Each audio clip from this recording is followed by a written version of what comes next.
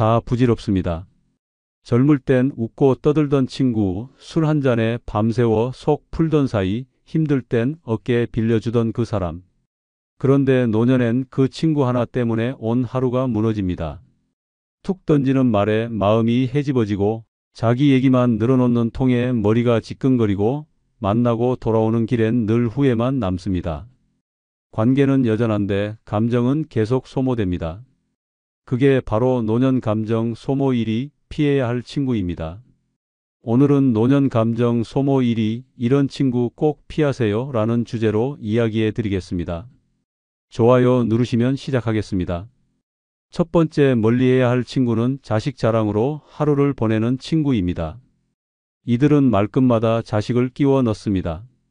오늘은 딸이 외제차를 뽑았고 내일은 아들이 해외 출장을 갔으며 명절이면 손자가 장학금을 탔다고 입에 침이 마르도록 떠듭니다. 당신이 겨우 우리 아들 요즘 바빠서 연락이 뜸해라고 말하면 기다렸다는 듯이 쐐기를 박습니다. 요즘 젊은 애들 다 그래도 우리 애는 꼭 연락해. 하루 한 번은 전화하거든. 그 말은 칼이 되어 당신 가슴에 박힙니다. 문제는 그들이 당신을 위로하려는 게 아니라 스스로 우위에 서고 싶어 한다는 점입니다. 속은 텅 비었는데 자식의 성취로 자기 존재를 포장합니다. 말은 겸손한 척하지만 실상은 끊임없는 비교와 마이크로 공격으로 상대를 위축시킵니다. 이런 사람과의 관계는 마치 매일 감정에 피를 흘리는 것과 같습니다. 처음에는 대수롭지 않게 들리던 자랑이 어느 순간 당신의 마음을 파먹고 결국 스스로를 초라하게 만드는 지름길이 됩니다. 더 위험한 건 이 자식 자랑 친구는 교묘하게 당신의 자존감을 무너뜨립니다. 어머, 아들은 아직도 결혼 안 했어? 요즘 애들은 눈이 높아서 문제야. 요즘은 유튜브 같은 거 해도 돈 되나 보지? 우리 아들은 그런 건 안 해. 안정적인 게 최고라서. 이런 말들은 칭찬으로 포장한 독설입니다. 듣는 사람을 한없이 작아지게 만들고 노년의 외로움을 더 깊게 파고듭니다. 이쯤 되면 물어야 합니다. 나는 친구를 만났는데 왜 더 피곤할까? 그 답은 간단합니다. 그 친구는 대화하는 것이 아니라 무의식적으로 경쟁하고 있었기 때문입니다. 자식이라는 방패 뒤에 숨은 사람은 상대방의 상처를 볼 줄 모릅니다. 그리고 그 무심한 자랑은 당신의 감정을 갉아먹는 칼날이 됩니다. 서울 중랑구에 사는 71세의 윤정희 씨는 이런 친구 때문에 3년간 고통을 겪었습니다. 매주 금요일 같은 성당 소모임에서 만나는 어씨는 늘 자식 자랑으로 시간을 채웠습니다. 우리 딸은 유학 갔다 오더니 외국계 기업 들어갔잖아. 우리 손자는 이번에 수학 경시대회에 나가서 또 상 받았어. 너희 손주는 몇 학년이지? 윤 씨는 처음엔 그냥 넘겼습니다. 하지만 모임이 끝날 때마다 마음이 무거워졌습니다. 윤 씨는 이혼 후 홀로 딸을 키웠고 지금 딸은 지방에서 남편과 어렵게 살고 있습니다. 연락도 자주 오지 않고 경제적으로도 힘든 상황이었습니다. 자랑 이야기를 들을 때마다 윤 씨는 자신이 실패한 부모처럼 느껴졌고 어느 날은 모임이 끝나자마자 성당 화장실에서 혼자 눈물을 쏟았습니다. 내가 뭘 그렇게 못 살았다고 왜 이렇게 초라하지? 그날 이후 윤 씨는 모임을 끊었습니다. 비교하지 않으니 살겠더라고요. 이젠 자식 자랑 들어도 그냥 흘려요. 그 사람 인생이니까. 노년의 감정은 젊을 때보다 더 예민하고 더 쉽게 상처받습니다. 자식 자랑은 듣는 이를 무력하게 만들고 삶을 비교하게 하며 결국 자신을 부정하게 만듭니다. 내가 살아온 인생에 누가 점수를 매길 수 없습니다. 자식이 내 명함이 아닙니다. 노년에 진짜 지켜야 할 것은 자존감입니다. 그 자존감을 갉아먹는 자식 자랑 친구는 아무리 오래된 인연이라도 끊어내야 합니다. 두 번째 멀리해야 할 친구는 만나면 남편 흉만 보는 친구입니다. 이들은 첫 인사도 안부도 없습니다. 앉자마자 남편 욕으로 대화를 시작합니다. 지는 집에 있으면 꼴도 보기 싫어. 숨만 쉬어도 짜증나. 저 인간 때문에 내가 인생을 다 버렸어. 이런 말을 듣고 있으면 처음엔 그냥 위로처럼 느껴질 수 있습니다. 나도 남편과 갈등이 있으니까 공감하는 척 고개를 끄덕이게 됩니다. 그런데 어느 순간 당신은 이런 생각을 하게 됩니다. 혹시 나도 남편을 너무 참고 사는 거 아닐까? 저렇게 분출하면서 살아야 속이 편한 건 아닐까? 그 친구의 말은 당신 안의 감정을 자극하고 마침내 무너뜨립니다. 남편 욕은 처음엔 타인에 대한 불만이지만 결국 자신의 삶에 대한 불신으로 돌아옵니다. 누구나 부부 사이에 불만은 있습니다. 오랜 시간 쌓인 습관, 어긋난 기대, 반복되는 오해 속에서 갈등이 없는 부부는 없습니다. 그러나 문제는 그 갈등을 매번 만나서 토해내는 친구입니다.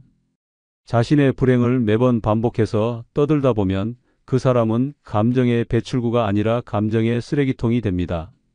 그리고 그 앞에 있는 당신은 그 쓰레기를 뜯고 받아내야 하는 청소부가 됩니다. 이런 친구와의 만남은 시간이 지날수록 당신을 지치게 만듭니다. 처음엔 저런 사람도 있구나 하며 듣다가 나중엔 남편을 볼 때마다 그 친구의 말이 떠오릅니다. 남편도 똑같이 나를 무시하나? 나도 참기만 하지 말고 한번 터뜨려야 하나? 결국 당신의 가정에도 균열이 생기기 시작합니다. 감정은 전염됩니다. 남편 흉을 하루 종일 들으면 당신 마음도 점점 부정적으로 물듭니다. 남편과의 대화도 까칠해지고 일상의 작은 다툼도 예민하게 반응하게 됩니다. 그 친구는 당신의 삶을 구원해 주지 않습니다. 오히려 당신을 점점 더 외롭고 공격적인 사람으로 만들어갑니다. 전북 익산에 사는 67세 배정희 씨는 5년간 가장 친하다고 믿었던 친구 B씨로 인해 큰 후회를 남겼습니다. 처음엔 비슷한 또래라서 공감대가 잘 맞았습니다. 둘 다 남편과 말이 통하지 않고 자식들과도 멀어진 상태라 금방 친해졌습니다. 그런데 만날 때마다 B씨는 남편 욕부터 꺼냈습니다. 지가 나한테 한 게 뭐가 있어. 나는 애 키우느라 인생 다 썼는데 그 인간 없었으면 내가 훨씬 잘 살았을걸? 처음에는 고개를 끄덕이며 위로했지만 어느 날부턴가 배 씨도 남편에게 짜증을 내기 시작했습니다. 평소에는 그냥 넘기던 말에도 버럭 화가 났고 작은 실수에도 모욕감을 느꼈습니다. 그러다 어느 날 남편이 조용히 말했다고 합니다. 요즘 당신 왜 이렇게 차가워졌어? 누가 뭐라 그래? 그 말을 듣고 배 씨는 멈칫했습니다. 그제야 자신이 친구의 불만을 받아먹고 그것을 그대로 가정에 옮기고 있었다는 걸 깨달았습니다. 그날 이후 B 씨와 거리를 두기 시작했고 대신 매일 아침 혼자 산책하며 자신을 돌보는 시간을 만들었습니다. 그 친구 안 만나고 나니까 남편이 다시 사람처럼 보여요. 내가 남편을 미워한 게 아니라 친구의 감정을 따라하고 있었던 거더라고요. 노년에 가장 조심해야 할 감정은 불만입니다. 불만은 타인에게서 시작되지만 결국 내 삶을 잠식합니다. 남편을 미워하는 친구를 매번 마주하면 결국 당신도 같은 눈으로 배우자를 보기 시작합니다. 지금까지 버텨온 가정과 관계를 타인의 언어로 무너뜨리지 마십시오. 내 인생을 되돌아보는 것과 남의 불행에 공감하는 것은 완전히 다릅니다. 세 번째, 멀리해야 할 친구는 연락 없을 땐 잠잠하다가 돈 필요할 때만 찾는 친구입니다. 이들은 평소에는 아무 소식도 없습니다. 안부 인사 한 줄, 명절 인사 하나 없습니다. 그런데 갑자기 톡이 옵니다. 언니 너무 오랜만이야. 잘 지내지? 나 진짜 민망한데 잠깐만 좀 도와줄 수 있을까? 말투는 정중하지만 속내는 뻔합니다. 결국은 돈입니다. 그들은 당신을 사람으로 대하는 것이 아니라 현금 자동 지급기로 취급합니다. 처음에는 안타까운 마음에 도와줍니다. 사정이 딱하다고 하니 몇만 원 정도는 그냥 줍니다. 그런데 그 다음이 문제입니다. 한 번 주면 또 요청이 옵니다. 한 번 도와주면 계속해서 당신을 빌려줄 사람으로 인식하기 시작합니다. 인간관계가 아니라 거래 관계로 전락하게 됩니다. 이런 친구는 조용히 지내다가 감정 섞인 안부 인사로 연락을 시작하고 결국 돈 얘기로 흘러가며 나중엔 연락이 끊깁니다. 그리고 언제 그랬냐는 듯 또 다시 뻔한 메시지를 보내며 반복합니다. 더 심각한 건 돈을 준 당신이 오히려 죄책감을 느끼게 된다는 것입니다. 내가 그때 차갑게 거절했어야 했나? 이렇게 된 거 또 연락 오면 그냥 조금만 더 도와줘야 하나? 그러는 사이 마음은 피로해지고 인간관계는 불신으로 물듭니다. 진짜 친구는 어려울 때 도움을 청할 수는 있어도 그것을 습관으로 만들지 않습니다. 당신의 지갑보다 당신의 마음을 먼저 생각합니다. 하지만 돈 필요할 때만 연락하는 친구는 당신을 이용하면서도 죄의식이 없습니다. 이 정도는 줄 수 있는 거잖아. 언니는 여유 있잖아. 그들의 말에는 은근한 강요가 있고 당신은 거절하지 못한 채 또 한 번 감정을 털어주게 됩니다. 충남 아산에 사는 66세 황명자 씨는 이런 친구에게 2년간 5번이나 돈을 빌려줬습니다. 처음에는 정말 오랜만에 연락이 온 친구였습니다. 젊을 때 함께 여행도 다니고 가족처럼 지내던 사이였습니다. 남편 수술비가 갑자기 급해서 그래. 처음엔 10만 원, 다음엔 20만 원, 그렇게 점점 늘어났고 마지막엔 50만 원을 입금한 뒤로 연락이 끊겼습니다. 문제는 그 이후였습니다. 명절이 되어도 생일이 되어도 연락 한 통 없는 그 친구가 어느 날 또 문자를 보냈습니다. 미안한데 이번에 마지막으로만 좀 도와줘. 황 씨는 그때 깨달았다고 합니다. 이 사람은 내 상황엔 관심이 없구나. 내가 혼자 사는 것도 몸이 아픈 것도 몰라. 그냥 돈 되는 사람 하나로 본 거야. 그날 이후 황 씨는 번호를 차단하고 일기를 쓰기 시작했습니다. 돈보다 무서운 건 사람에게 기대고 싶어지는 그 약한 마음이더라고요. 그 마음을 파고든 사람이 진짜 위험한 사람이었어요. 노년의 감정은 돈보다 귀하고 지갑보다 마음이 먼저 보호받아야 합니다. 연락이 없던 사람이 갑자기 친한 척하며 다가온다면 그 속내를 의심해야 합니다. 당신의 진심이 아니라 당신의 지갑을 보고 있는 사람과는 단 1초도 감정을 나눠서는 안 됩니다. 노년의 감정을 지키는 방법은 사람을 가리는 것입니다. 따뜻한 말 한마디도 진심 없는 돈 거래 뒤에선 다 상처가 됩니다. 지금 당신을 찾아오는 그 연락 혹시 또 돈 얘기로 끝나지 않습니까?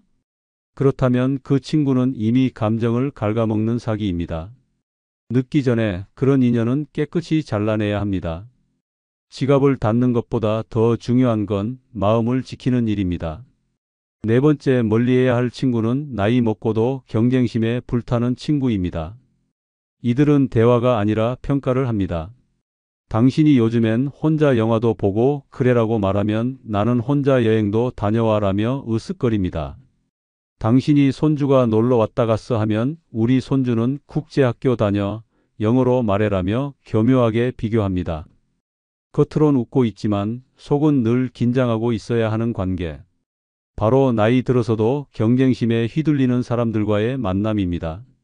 이런 친구는 말투가 부드러워도 반드시 한 번은 당신보다 위에 서려고 합니다. 당신이 힘들다 하면 자긴 더 힘들었다고 말하고 당신이 뭔가 잘했다 해도 자기는 그보다 더 잘했다며 끊임없이 덧붙입니다. 그들은 삶을 공유하는 게 아니라 점수를 매깁니다. 그리고 그 점수판에선 늘 본인이 이기고 있어야 직성이 풀립니다. 노년의 관계는 위로받고 공감받는 시간이어야 합니다.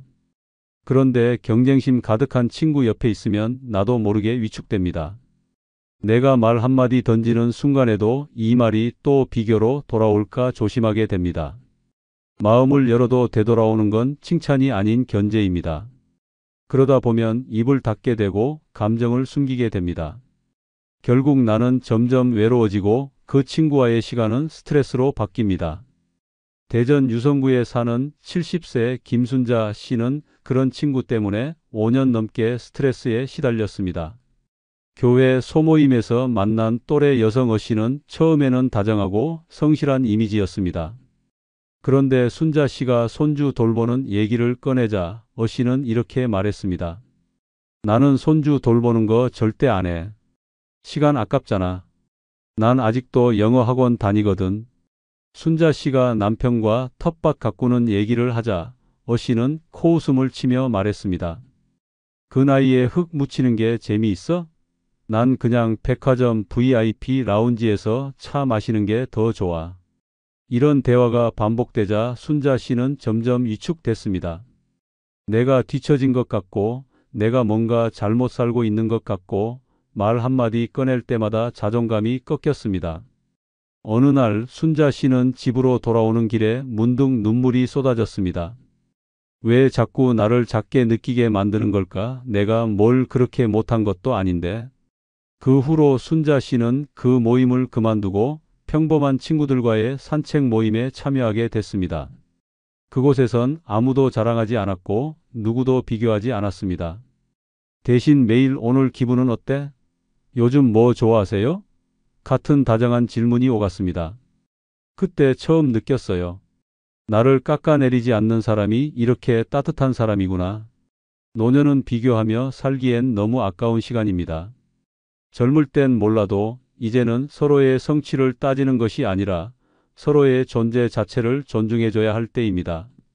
당신이 잘 지내고 있다는 말에 진심으로 기뻐하는 친구. 그런 사람이 귀한 사람입니다.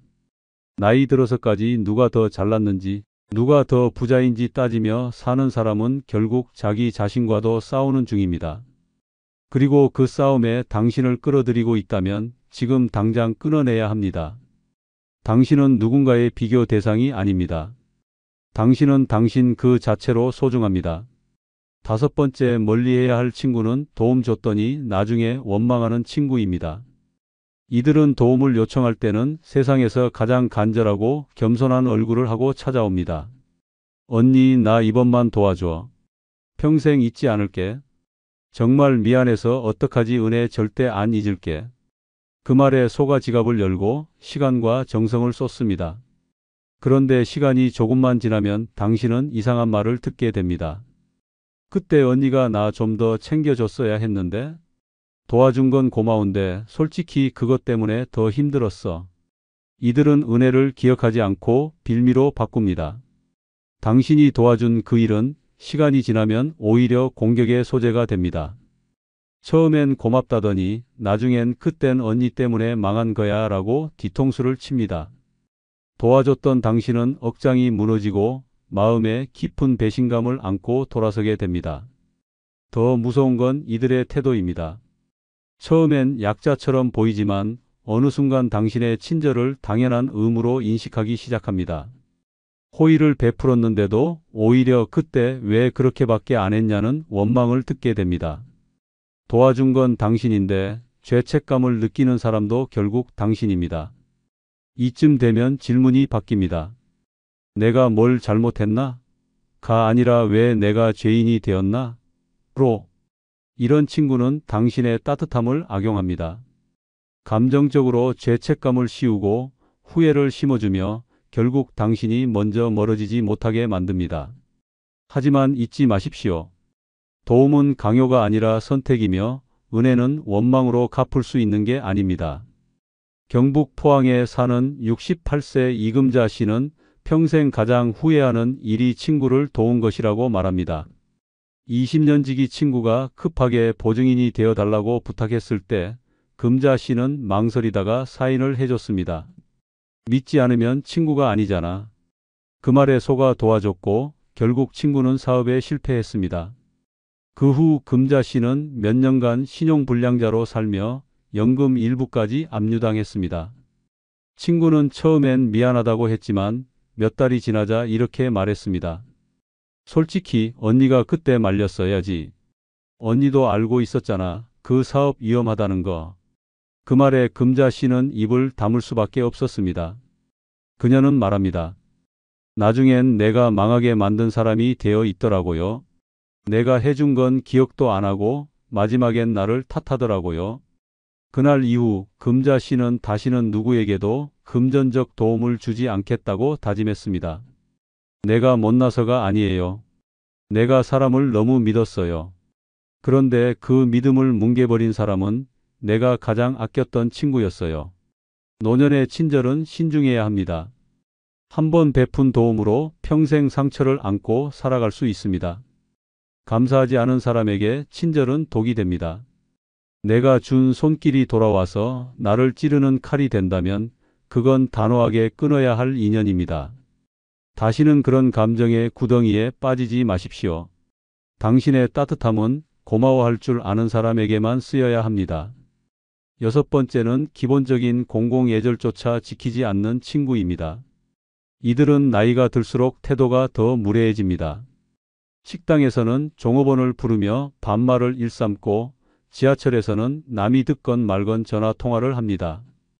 병원 대기실에서는 순서를 무시하고 먼저 보자고 떼를 쓰고 카페에선 자리 맡아놓고 30분씩 돌아오지 않습니다. 이런 친구와 함께 있는 순간 당신은 얼굴이 화끈거리고 상황을 수습하느라 감정이 소모되기 시작합니다. 처음엔 저 사람 원래 저래 하며 넘깁니다. 그런데 그 순간 당신도 같이 무례한 사람으로 보입니다. 옆에서 말리지 않으면 동조자로 취급되고 대신 사과하면 내내 찝찝함이 남습니다. 결국 감정은 상하고 체면은 구기고 한 번의 만남이 하루를 망칩니다. 더 큰 문제는 이런 친구들은 절대 자신이 잘못했다고 인정하지 않는다는 점입니다. 내가 뭘 그렇게 심하게 했어? 나이 먹었으면 이 정도는 좀 봐줘야지. 이런 말로 자기 행동을 합리화하며 타인의 불편은 철저히 무시합니다.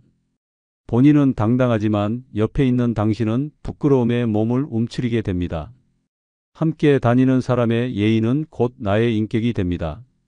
그리고 공공장소에서 예의 없는 친구는 당신의 품격까지 떨어뜨리는 사람입니다. 서울 은평구에 사는 72세 송정숙 씨는 오랜 친구 어 씨와 절교를 결심한 일이 있습니다. 둘은 30년 지기 친구로 자주 외식을 하며 시간을 보냈습니다. 문제는 어 씨가 나이를 핑계로 공공장소에서 거침없는 행동을 일삼는 것이었습니다. 식당에 가면 물 좀 갖다 줘요. 를 소리 지르고 주문이 늦어지면 이 집 서비스 왜 이래? 라며 난리를 치곤 했습니다. 한 번은 대형 마트에서 직원에게 반품을 요구하며 10분 넘게 소리 지르던 일이 있었습니다. 그 옆에서 송 씨는 땅에 꺼지고 싶은 심정으로 고개를 숙이고 있었습니다. 참다 못해 조심스럽게 말했습니다. 우리 좀 조용히 하자. 다들 듣고 있잖아. 그러자 어 씨는 날카롭게 받아쳤습니다. 너는 왜 항상 남 눈치만 봐? 내가 틀린 말 했어? 그 말에 송 씨는 말문이 막혔고 그날 집에 돌아오는 길에 혼자 눈물을 흘렸습니다. 나는 그냥 조용히 살고 싶었을 뿐인데 왜 이렇게 피곤해야 하지? 그 뒤로 송 씨는 어 씨의 연락을 받지 않았습니다. 외출도 혼자 하기 시작했고 조용한 곳에서 책을 읽거나 동네 공원에서 사람들과 가볍게 인사 나누는 시간이 오히려 마음이 편했다고 말합니다. 예의를 지키는 사람이 옆에 있어야 내가 나답게 살 수 있더라고요. 아무리 오래된 친구라도 기본이 안 된 사람은 내 감정을 망가뜨릴 뿐이에요. 노년에는 무엇보다 편안함이 중요합니다. 누군가와의 만남 후에 마음이 복잡하고 피곤하다면 그 관계는 이미 독입니다. 예의 없는 사람은 당신을 같이 무례하게 만들고 결국 사회적 고립감까지 불러옵니다. 오래된 인연이라도 나의 품격을 지켜주는 사람이 진짜 친구입니다. 공공의 자리에서 기본조차 지키지 못하는 사람이라면 지금 당장 관계의 선을 그어야 합니다. 당신은 누군가의 실수를 대신 감내할 존재가 아닙니다. 한번 솔직히 얘기해 보세요. 지금 당신 곁에 남은 사람, 진짜 마음으로 남아있는 사람이 몇 명입니까? 자식도, 친구도, 배우자도 결국 당신이 약해지면 하나둘씩 멀어지고 어느새 연락은 끊기고 관심은 사라집니다. 젊을 땐 인맥이 자산이라지만 늙어선 인연이 짐이 되고 부담이 되고 결국 당신을 갉아먹는 독이 됩니다. 마음 줬던 만큼 되돌아오는 법 없고 정 쏟은 만큼 남아주는 사람 없습니다. 이제는 인정해야 합니다. 늙어선 혼자 잘 사는 법이 진짜 생존 전략입니다. 오늘은 늙어 부질없는 인연 다 끊고 혼자 사는 게 최고인 6가지 이유를 주제로 한 영상입니다. 구독과 좋아요 누르시면 지금 바로 시작하겠습니다. 첫 번째 이유는 좋은 사람보다 안 지치는 사람이 필요하기 때문입니다. 살다 보면 다정한 말, 겉으로만 친절한 사람들과 자주 엮이게 됩니다. 처음엔 참 좋은 사람이야 라고 느낍니다. 말을 예쁘게 하고 웃으며 대하고 손 한번 잡아주며 괜찮다고 말합니다. 그런데 그런 사람일수록 시간이 갈수록 당신을 지치게 만듭니다. 진심은 없고 말만 예쁘고 정작 당신이 힘들 땐 발 뺍니다. 좋은 사람은 많은데 안 지치게 하는 사람은 드뭅니다. 나이 들수록 당신은 감정의 쓰레기통이 됩니다. 그들은 이야기 좀 들어줘요 라며 속 얘기를 쏟아내고 당신이 조용히 있으면 왜 말이 없냐며 짜증을 냅니다. 문제는 당신의 감정은 아무도 묻지 않습니다. 당신은 늘 들어주는 입장이고 이해해주는 역할입니다. 그렇게 몇 년을 함께 지내다 보면 당신은 지치고 피로하고 마음마저 고장납니다. 겉으로 좋은 사람보다 함께 있어도 피곤하지 않은 사람이 100배 낫습니다. 늙어서 관계에 지쳐선 안 됩니다. 사람 때문에 스트레스를 받는 순간 남은 생은 그 피로에 갉아먹히며 끝이 납니다. 말은 예쁘지만 뒷말은 독하고 웃는 얼굴. 뒤로 날카로운 가시를 품은 사람은 더 이상 곁에 둘 이유가 없습니다. 내 삶에서 에너지를 빨아가는 사람은 아무리 오래된 인연이라도 단칼에 끊어야 합니다. 그래야 나 자신을 지킬 수 있습니다. 내가 약해지면 그 사람은 더 깊이 들어와 날 짓밟습니다. 경기도 하남시에 사는 69세 박영선 씨는 평소 참 좋은 사람으로 불리던 이웃 친구 장 모 씨와 오랜 세월 왕래하며 지냈습니다. 장 씨는 항상 상냥한 말투로 언니, 오늘도 고우시네요. 언니는 정말 마음이 따뜻해요 라는 말을 입에 달고 살았습니다. 하지만 문제는 늘 그 뒤에 따라왔습니다. 근데 있잖아, 이번 달엔 생활비가 좀 빠듯해서. 이건 내가 말 안 하려 했는 대로 시작되는 하소연과 은근한 부탁들. 박 씨는 처음엔 도와줬습니다. 쌀을 나눠주고 냉장고 반찬을 담아주고 동사무소 가는 길까지 동행했습니다. 하지만 시간이 갈수록 장 씨는 점점 뻔뻔해졌고 심지어 다른 이웃에게 박 언니는 나 없으면 못 살아라는 말까지 하고 다녔습니다.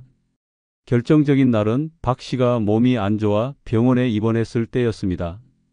장 씨는 단 한 번도 병문안은커녕 전화 한 통도 하지 않았고 오히려 다른 이웃에게 요즘 박 언니는 너무 예민해서 가까이 못 가겠어 라고 험담했습니다.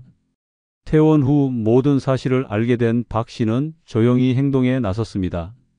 장 씨와의 모든 연락을 끊었고 모임에서도 얼굴을 보지 않았습니다. 대신 복지관에서 새로운 취미를 시작했고 자신을 진심으로 챙겨주는 사람들과 새롭게 관계를 만들었습니다. 몇 달 뒤 장 씨가 다시 연락해 우리 다시 잘 지내보자고 문자를 보냈지만 박 씨는 단호하게 답했습니다. 나는 이제 나를 지치게 하는 사람한텐 시간도 감정도 쓰지 않기로 했어. 잘 지내. 이 한마디로 박 씨는 수십 년 묵은 피로를 끊어냈습니다. 지금 그녀는 말합니다. 웃는 사람 말고 안 지치는 사람이 곁에 있어야 진짜 편하더라.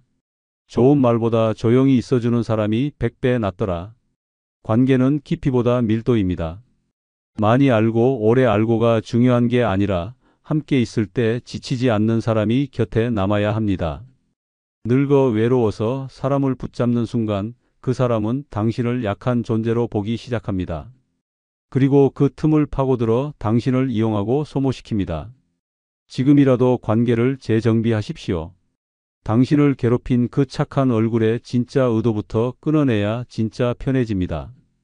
두 번째 이유는 먼저 안부 묻는 사람이 진짜 내 사람이기 때문입니다. 광주 북구에 사는 74세 박영옥 씨는 젊은 시절 마을 반장을 하며 동네 사람들과 부대끼며 살았습니다. 누구보다 활발했고 사람들을 챙기고 생일이면 먼저 전화하고 김장철이면 직접 배추를 나눠주곤 했습니다. 자식들에게도 늘 먼저 연락해 밥은 먹었냐, 감기 걸리진 않았냐 묻는 사람이었습니다. 하지만 그 모든 관계는 본인이 먼저 움직일 때만 유지되는 것들이었습니다. 어느 날 박 씨는 갑작스러운 심장 통증으로 병원에 실려갔습니다. 급하게 시술을 받고 일주일을 입원했지만 그 기간 동안 병실 문을 연 사람은 단 한 명도 없었습니다. 자식도 친구도 연락이 없었습니다. 퇴원 후 박 씨는 휴대폰을 열어봤고 착잡한 마음으로 연락처 목록을 내려보다 조용히 지웠습니다. 내가 먼저 연락 안 하면 이렇게 아무도 찾지 않는구나. 박 씨는 서서히 사람들과의 연락을 끊었습니다. 연락을 끊은 지 한 달이 지나도 아무 일 없다는 듯 세상은 조용했습니다. 그러던 어느 날 박 씨가 예전에 함께 성당을 다녔던 친구 유분남 씨에게서 전화 한 통을 받았습니다. 요즘 왜 연락이 없어? 많이 아팠다며? 나 그 얘기 늦게 들었어. 미안해. 박 씨는 놀랐습니다. 모두가 사라졌다고 생각했던 그때 단 한 사람은 진심으로 걱정하고 있었던 겁니다. 유 씨는 박 씨의 집을 직접 찾아왔고 국을 끓여주며 말했습니다. 사람 다 끊어도 나 하나쯤은 남겨둬. 그 말에 박 씨는 참았던 눈물을 흘렸습니다. 지금 박 씨는 여전히 대부분의 사람들과 거리를 두고 살아갑니다. 먼저 연락하지 않고 부탁도 하지 않습니다. 하지만 유 씨만은 다릅니다. 두 사람은 일주일에 한 번씩 만나 함께 장을 보고 근처 공원을 산책하며 서로의 안부를 묻습니다. 박 씨는 말합니다. 나한테 먼저 안부를 묻는 사람이 단 한 명이라도 있다면 그 사람과만 깊게 지내면 돼. 수십 명보다 그런 한 명이 더 크고 든든하더라. 노년의 관계는 숫자가 아니라 진심으로 나를 떠올려주는 단 한 사람이면 충분합니다. 억지로 붙잡아야 유지되는 인연은 결국 마음을 다치게 하고 먼저 안부를 묻는 한 사람과의 관계만이 당신의 남은 시간을 따뜻하게 채워줄 수 있습니다. 늙어 외로워질까봐 걱정하지 마십시오. 진짜 인연은 말을 걸지 않아도 문득 안부를 묻는 사람입니다. 그런 사람 하나면 혼자 사는 삶이 외로운 게 아니라 평온한 시간이 됩니다. 세 번째 이유는 말 돌려서 상처 주는 사람, 이제는 걸러야 하기 때문입니다. 늙어서 가장 서러운 건 대놓고 욕먹는 게 아닙니다. 웃는 얼굴로 돌려 말하며 속을 후벼 파는 사람입니다. 그 나이에 그 옷은 좀 존경해요. 겉으론 칭찬 같지만 그 속엔 조롱과 비웃음이 가득합니다. 문제는 이런 말을 하는 사람이 낯선 타인이 아니라 평소 친하다고 믿었던 사람이라는 점입니다. 그들은 절대 정면에서 공격하지 않습니다. 돌려 말하고 빈정거리며 애매한 말투로 당신의 자존심을 슬그머니 짓밟습니다. 그런 말에 매번 웃으며 넘기다 보면 어느새 당신은 말 못 알아듣는 노인 취급을 받습니다. 늙은 사람은 참을 줄 알아야 한다고요? 아닙니다. 이제는 걸러야 합니다. 애매한 말로 상처 주는 사람은 당신의 인생에서 가장 먼저 지워야 할 대상입니다. 정이 아깝다고 오래 알고 지냈다고 봐주는 순간 그 사람은 더 뻔뻔하게 선을 넘습니다. 충남 공주에 사는 70세 양미자 씨는 동네에서 오랜 친구라 불리던 한 명숙 씨와 30년 가까이 관계를 이어왔습니다. 함께 시장도 다니고 김장도 같이 하고 명절이면 선물도 주고받았습니다. 하지만 명숙 씨의 말투는 늘 어딘가 이상했습니다. 미자 언니는 참 대단해. 저 형편에 여행도 다니고. 처음엔 넘겼습니다. 오래된 사이라 이해하려 했습니다. 하지만 상처는 쌓였습니다. 결정적인 날은 마을 노인의 야유회에서 벌어졌습니다. 양 씨가 평소보다 단정하게 차려입고 행사장에 나타나자 명숙 씨는 사람들 앞에서 이렇게 말했습니다. 와, 미자 언니, 드디어 혼자 사는 게 익숙해지셨나 봐요. 혼자 노니까 뭐 좀 부릴 시간도 생겼네. 그 자리에 있던 사람들이 어색하게 웃었고 양 씨는 순간 얼굴이 굳었습니다. 그날 밤 양 씨는 다짐했습니다. 이 사람 이제 내 인생에서 삭제다. 며칠 후 양 씨는 명숙 씨에게 보냈던 카톡방을 나갔고 다음 모임에도 참석하지 않았습니다. 그리고 그해 가을 혼자 패키지 여행을 신청해 부산으로 떠났습니다. SNS에 여행 사진을 올리자 명숙 씨가 댓글을 남겼습니다. 언니 역시 멋지시네요. 어디든 잘 다니시네. 양 씨는 단호하게 답글을 달았습니다. 그동안 내 삶에 관심 가져줘서 고마웠어. 이제부터는 나 자신에게만 집중하려고. 말로 웃는 사람보다 조용히 응원해주는 사람이 내겐 더 소중하더라. 그녀는 말합니다. 그 사람의 말 한마디로 내가 몇 년을 상처받았는데 지금 생각하면 내가 너무 바보였어요. 이제는 듣기 싫은 말은 안 듣고 보기 싫은 사람은 안 봅니다. 통쾌하더라고요. 이제는 참지 않아야 할 때입니다. 당신을 찌르는 말이 아무리 포장돼 있어도 상처는 똑같이 남습니다. 늙어선 그런 사람들에게 통쾌하게 등을 돌리는 용기가 바로 평안한 인생의 시작입니다. 지금 끊지 않으면 남은 생이 그 말들에 끌려다니며 무너집니다. 네 번째 이유는 가깝다고 다 내 편은 아니기 때문입니다. 살면서 가장 큰 착각은 가까운 사람이 내 편일 거라는 믿음입니다. 피를 나눈 가족이니까, 함께 울고 웃은 친구니까, 오랜 시간 알고 지낸 사람이니까. 그래서 우리는 마음을 주고 속을 열고 삶을 나눕니다. 하지만 늙고 나서 깨닫습니다. 가까웠던 관계일수록 더 깊게 상처 준다는 진실을. 말은 편하게 대해라지만 행동은 서서히 선을 긋고 당신이 불편하다는 눈빛은 하루가 다르게 확연해집니다. 자식은 당신 편이 아닙니다. 배우자도 마찬가지입니다. 말은 엄마 걱정돼, 여보 몸 챙겨라 하지만 막상 당신이 아프거나 도움을 요청하면 슬그머니 뒤로 물러섭니다. 친구요? 어려운 부탁을 딱 한 번 꺼내는 순간 연락이 끊깁니다. 멀리 있는 사람보다 가까운 사람이 더 쉽게 당신을 외면하고 더 무심하게 돌아섭니다. 왜냐고요? 가까운 만큼 당신을 익숙한 존재, 즉 당연한 존재로 여겼기 때문입니다. 그 정도쯤은 해주겠지, 아무 말 안 하고 참아줄 사람이라는 인식. 그게 바로 당신이 늙어서 철저히 이용당하고 결국 버려지는 이유입니다. 그래서 늙어서까지 관계에 기대는 건 자존심을 스스로 내던지는 일입니다. 진짜 내 편은 누가 아닌 내가 나를 어떻게 대하느냐입니다. 무조건 베풀지 말고 무조건 받아주지 마십시오. 선을 긋고 거리 두고 당신 자신을 먼저 챙겨야 합니다. 늙어서까지 착하고 가깝기만 하면 호구 소리 듣기 딱 좋습니다. 대구 수성구에 사는 72세 송말순 씨는 평생을 가족 중심으로 살았습니다. 남편과 함께 작은 식당을 운영하며 세 자녀를 키웠고 주변 사람들은 정말 애들한테 헌신한 어머니다라고 말했습니다. 자식들도 늘 우리 엄마 최고야, 엄마 없었으면 우리 없었다라고 말해왔습니다. 하지만 정작 남편이 병환으로 쓰러지고 송 씨가 혼자가 되자 상황은 180도 달라졌습니다. 막내 아들이 엄마, 같이 살자고 했고 송 씨는 눈물까지 글썽이며 고마워했습니다. 하지만 함께 살게 된 지 6개월 만에 며느리 눈치가 심상치 않았습니다. 어느 날은 식탁에 밥이 한 공기 덜 놓였고 하루는 문득 들은 말이 가슴에 박혔습니다. 어머니, 이젠 좀 집안일도 나눠서 해주시면 좋겠어요. 그때부터 송 씨는 손주 도시락까지 싸며 살았습니다. 가장 충격적이었던 건 병원 정기검진을 받으러 간 날이었습니다. 송 씨가 진료를 마치고 나오자 아들은 휴대폰을 보며 말했습니다. 엄마, 나 약속 있어서 먼저 갈게. 택시 타고 오실 수 있죠? 그날 밤 송 씨는 방 안에서 조용히 울었습니다.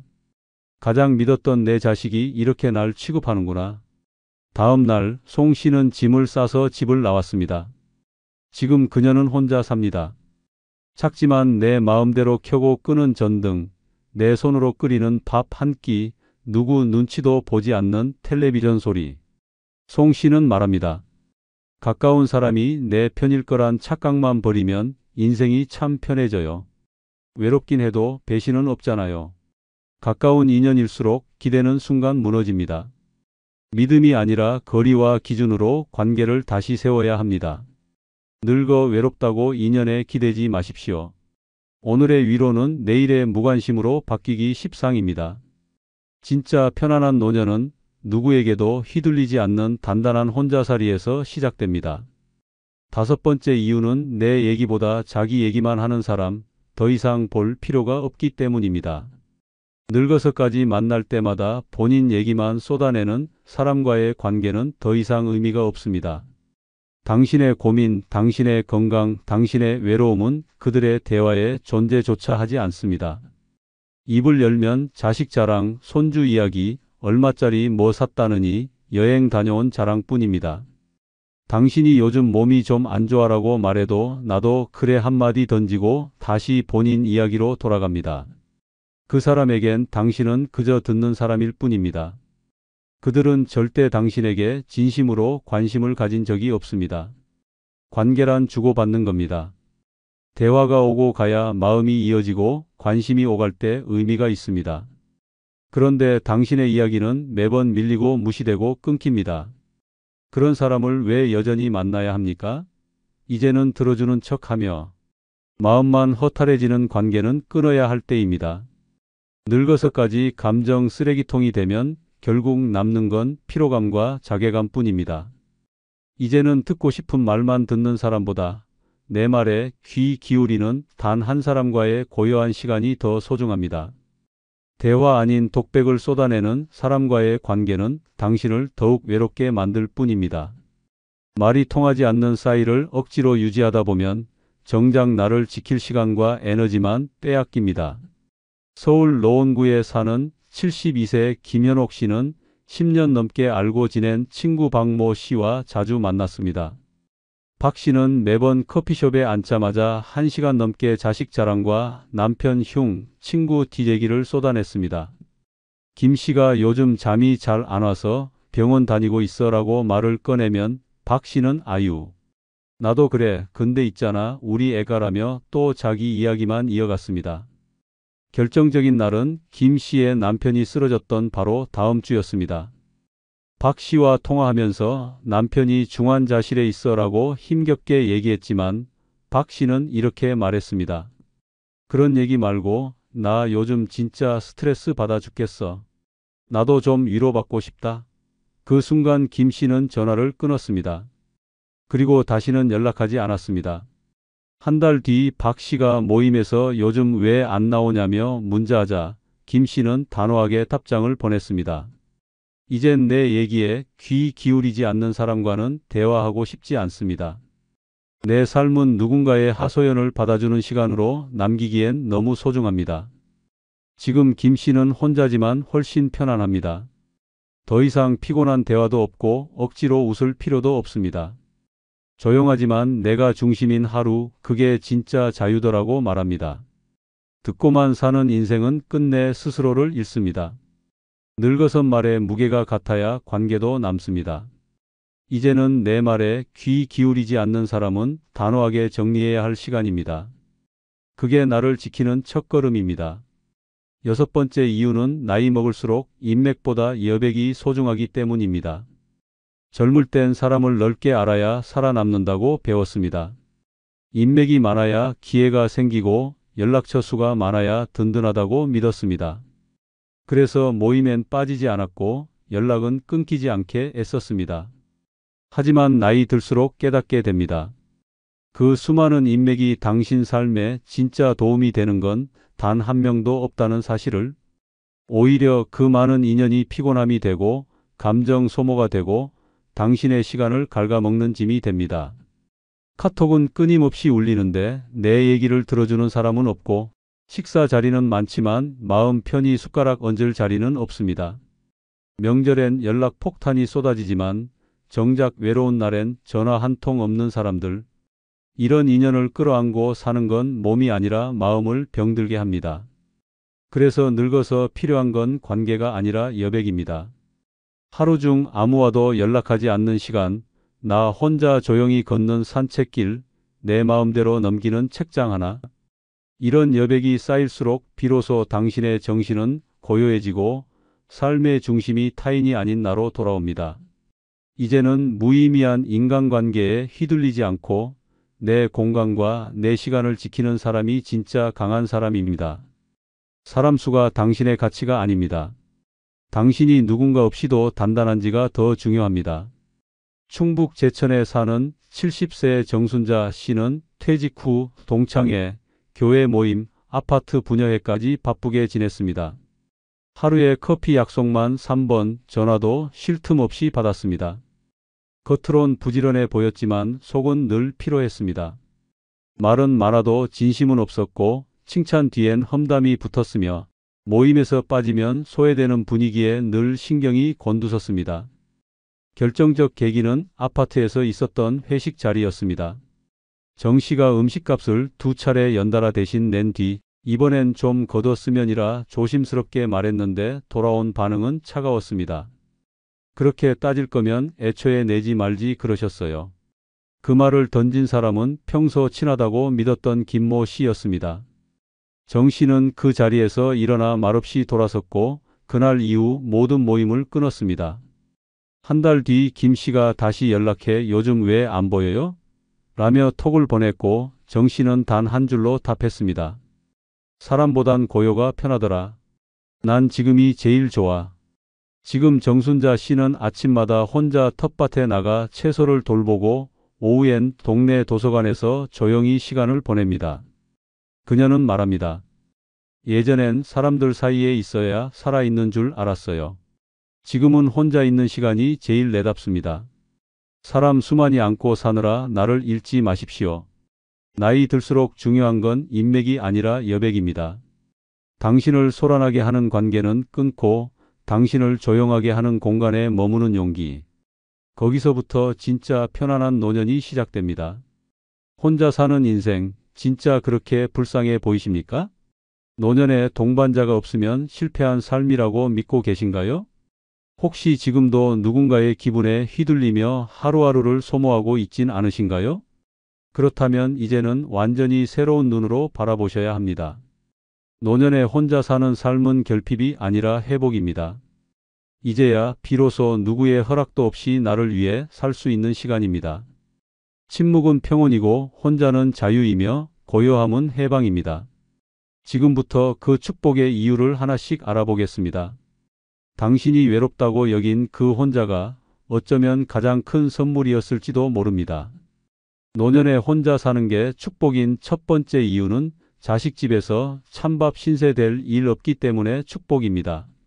내가 너희 키울 때는 삼시세끼 따뜻한 밥을 해줬는데 이 말을 꺼내기도 전에 이미 눈치를 보게 됩니다. 식탁에선 말수 줄고 냉장고 문 열 때마다 조심스럽고 거실에서 발소리 하나에도 며느리 눈치가 쏠립니다. 그렇게 부모는 자식 집에서 가족이 아닌 방문자가 됩니다. 자식이 사랑스럽다고요? 물론입니다.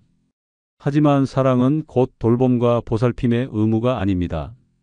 자식에게 기대는 순간 부모는 불편한 존재가 됩니다. 처음엔 엄마 아버지 언제든 오세요 라며 반갑게 맞지만 며칠 지나면 식탁에 숟가락 하나 추가하는 일도 귀찮아집니다. 결국 냉장고 속 반찬도 남은 밥도 부모 몫이 아니라 남는 음식 처리용으로 바뀝니다. 차린 것도 없어요. 이거 어제 먹다 남은 건데요. 이 말이 반복되면 부모는 입맛을 잃습니다. 혼자 먹더라도 내가 차려 먹는 밥이 낫지 자식 눈치 보며 삼킨 찬밥은 가슴까지 시립니다. 그래서 혼자 사는 게 축복입니다. 찬밥을 먹어도 내 손으로 터펴 먹는 밥은 절대 서럽지 않습니다. 혼자 밥을 차려도 그 안엔 눈치도 없고 멸시도 없습니다. 따뜻한 국 한 그릇에 담긴 건 음식이 아니라 존엄입니다. 가장 슬픈 노년은 몸이 아픈 게 아니라 마음이 찬밥이 되는 순간입니다. 가족의 집에서 방 하나 얻고 사는 것이 편해 보일지 몰라도 그 안에서 말 못할 서러움은 하루하루 부모의 정신을 무너뜨립니다. 강원도 원주에 사는 74세 송말순 씨는 남편과 사별 후 서울에 사는 큰아들 집으로 들어갔습니다. 어머니 혼자 계시지 마세요. 우리 집으로 오세요 라는 말에 감동해 이삿짐을 싸던 그날을 아직도 기억합니다. 하지만 한 달이 채 지나지 않아 상황은 달라졌습니다. 며느리는 식사 시간마다 어머니 식사하셨어요? 라는 말을 하지 않았고 손주는 방에 문을 닫고 나오는 일조차 없었습니다. 거실에 앉아 TV를 보다가도 며느리의 탄식에 리모컨을 내려놓았고 아들은 조금만 맞춰드려요. 엄마라는 말만 반복했습니다. 결정적인 날은 설 전날이었습니다. 명절 음식을 준비하며 말순 씨가 반죽을 만지자 며느리가 이렇게 말했습니다. 어머니는 그냥 쉬세요. 어차피 저희는 기계로 할 거예요. 그 말에 말순 씨는 손끝이 얼어붙는 듯 했고 설 다음 날 짐을 싸서 내려왔습니다. 지금은 원주 외곽의 작은 임대 아파트에서 살고 있습니다. 월세는 없고 연금은 적지만 아침엔 정성껏 국을 끓이고 혼자라도 깨끗한 식탁에 밥을 차립니다. 거실엔 햇살이 들고 이불 위엔 라디오 소리가 맴돕니다. 말순 씨는 말합니다. 자식 집에선 반찬 하나 집을 때도 눈치를 봤는데 지금은 찬밥이어도 내 밥이니 맛있어요. 노년에 가장 비참한 건 배고픔이 아닙니다. 눈치 보며 삼키는 따뜻한 밥보다 혼자 먹는 서늘한 밥이 더 마음을 따뜻하게 한다면 그건 혼자 사는 축복입니다. 당신이 식탁에서 주인공이 되지 못한다면 그 집은 당신의 집이 아닙니다.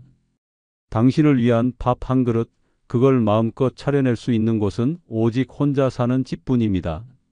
이래서 늙어 혼자 사는 게 결국은 최고입니다. 두 번째 이유는 사람들에게 더 이상 상처받지 않기 때문에 노년에 혼자 사는 것은 축복입니다. 나이 들수록 외로움보다 더 치명적인 건 사람에게 받는 배신과 무시입니다. 오랜 세월 믿고 지낸 사람이 어느 날 등을 돌릴 때의 그 충격, 당신도 경험해 보셨을 겁니다. 가족이든 친구든 인간관계란 늘 기대가 쌓이면 실망도 함께 옵니다. 나이 들수록 관계는 깊어지기는커녕 더 피로해지고 오히려 말 한마디에 상처 입고 침묵 하나에도 무시당하는 기분이 듭니다. 첫 번째 이유는 노년의 인간관계는 젊을 때와 다릅니다. 젊을 때는 웃고 넘길 수 있었던 말도 이제는 자존심에 깊이 박혀버립니다. 똑같은 농담도 나이 들고 나면 조롱으로 들리고 관심이라는 말도 이제는 감시처럼 느껴집니다. 두 번째 이유는 가까운 사람일수록 칼날이 더 깊습니다. 며느리의 한숨, 자식의 무표정, 친구의 무관심이 예전 같지 않을 때 마음속에 스며드는 건 외로움이 아니라 모멸감입니다. 세 번째 이유는 나이 든 사람에게 세상은 더 이상 따뜻하지 않습니다. 사회는 배려보다 불편함을 먼저 말하고 인간은 존중보다 경계심을 먼저 꺼내듭니다. 노년에 혼자 사는 삶은 그런 의미에서 방어입니다. 기대하지 않으니 실망도 없고 혼잣말이라도 눈치 볼 일 없습니다.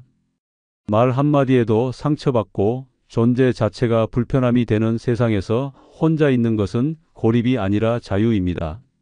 사람에게 맞추느라 깎여나간 자존심, 며느리 눈치 보며 먹는 식사, 친구한테 밉보일까 전전긍긍하는 모임. 이제는 그런 거 안 해도 됩니다. 혼자는 외롭지만 상처받지 않습니다. 혼자는 허전하지만 더 이상 짓밟히지 않습니다. 관계라는 이름의 감옥에서 탈출한 자만이 진짜 평안을 누릴 수 있습니다. 올해 71살 된 조남식 씨는 불과 3년 전까지만 해도 매일 동네 노인정에 나갔습니다. 함께 화투치고 뉴스 이야기 나누며 지냈던 그 모임이 유일한 낙이었습니다. 그러다 어느 날 사소한 말실수가 화근이 되어 모임 분위기가 싸늘해졌습니다. 누군가의 며느리 이야기를 하며 그래도 요즘 며느리들은 너무 싸가지가 없어라고 말한 게 문제였습니다. 웃고 넘길 수 있었던 말이었지만 그 자리에 있던 김 노인이 불쾌해하며 노골적으로 얼굴을 찌푸렸고 다음 날부터 남식 씨를 대놓고 외면하기 시작했습니다. 다른 사람들도 눈치를 보며 하나 둘 거리를 뒀고 결국 남식 씨는 스스로 모임의 발길을 끊었습니다.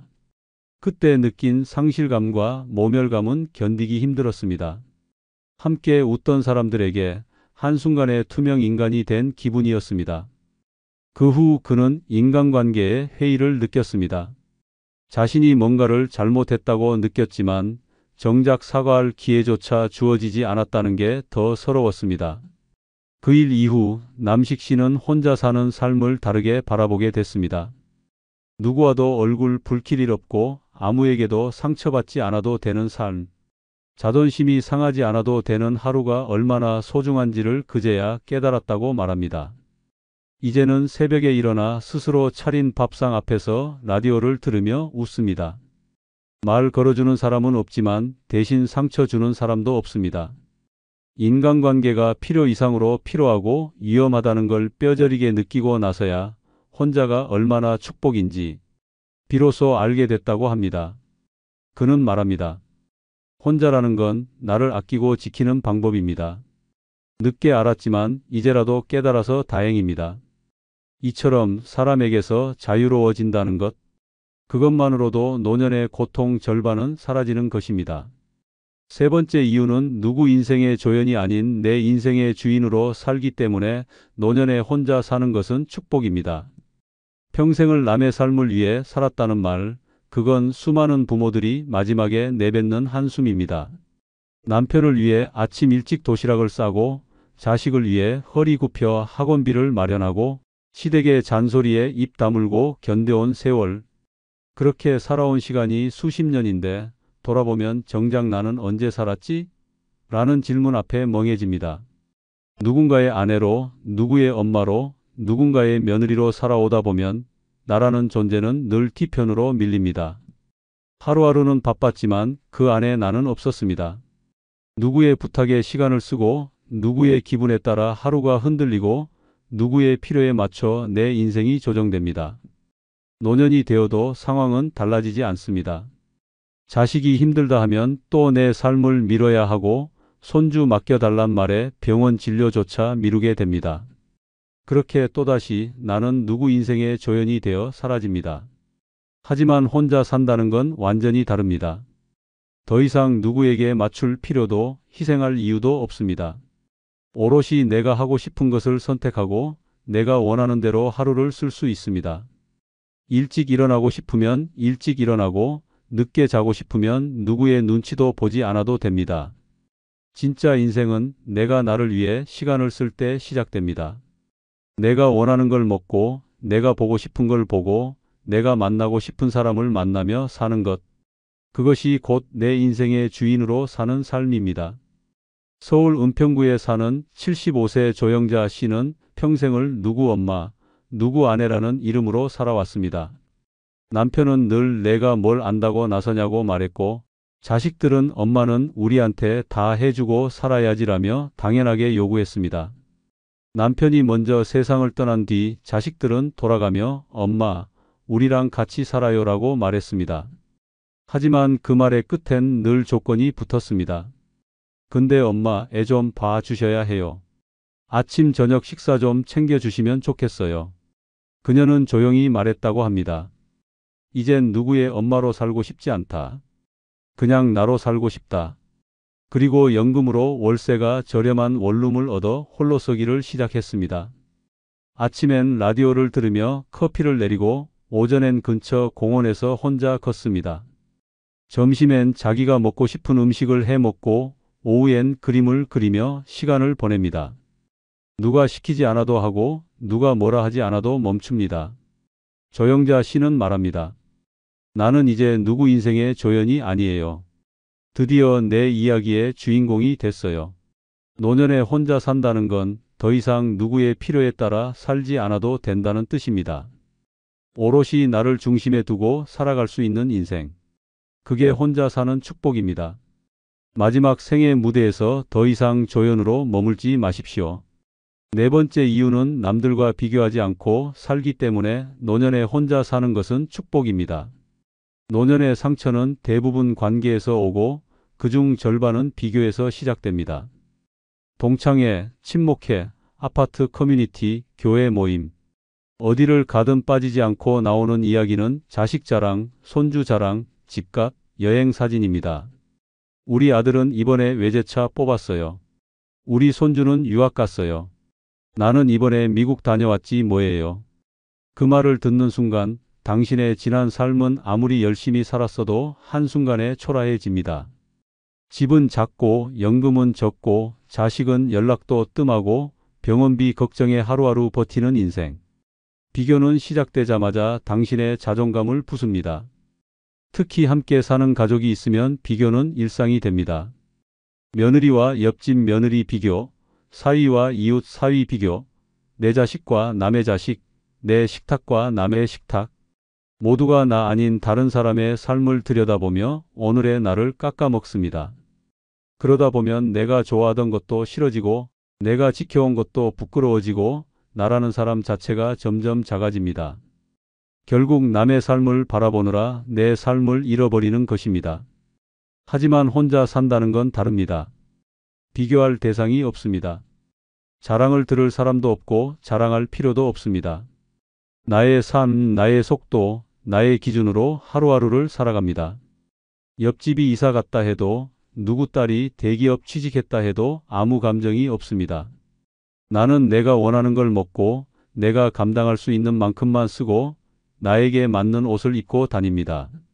거기엔 남보다 나은가라는 잣대가 존재하지 않습니다. 오직 나답게 사는 삶, 그 자체가 가장 고귀한 축복입니다.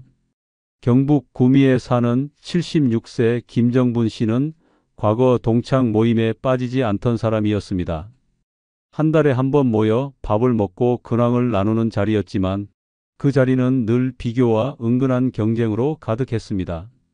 처음엔 웃으며 넘겼지만 모임에 다녀온 날이면 집에 와서 며칠 동안 우울했습니다.